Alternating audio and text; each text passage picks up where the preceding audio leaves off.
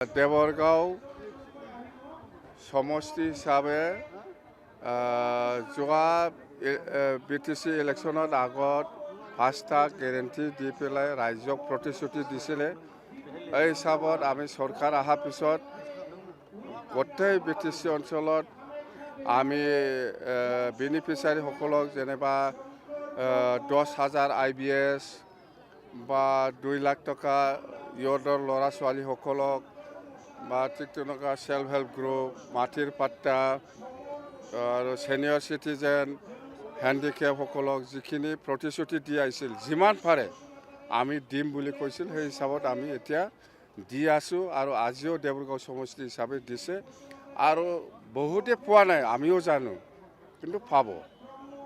বহুত মানুহে পোৱা নাই আৰু পাব, সময় আছে।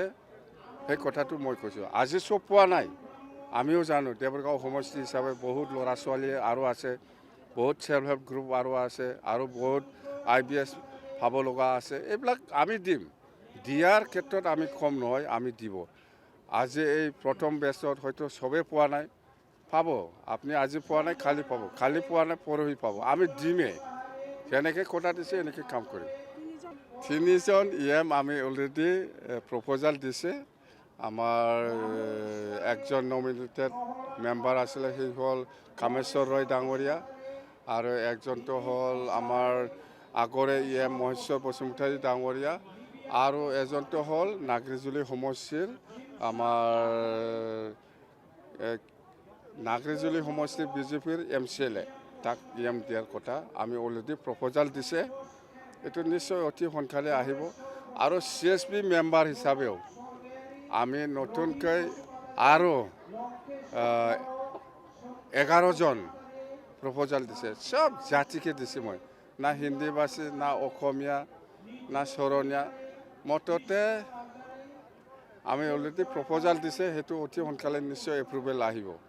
অসমীয়া হিচাপে আমি ওদালগুৰিৰ পৰা বাছি লৈছোঁ, বেংগলী আৰু গোৰ্খা, ৰাজবংশী এইবিলাক দিয়া হোৱা নাছিল, মুঠতে আছে।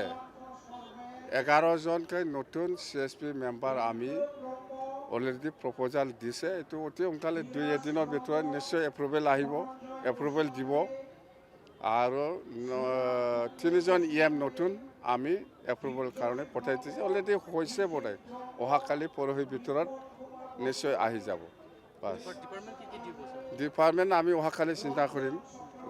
ডিপাৰ্টমেণ্ট আছে, এতিয়াও মেলা ডিপাৰ্টমেণ্ট আছে, চবকে ভাগা কৰি দিম।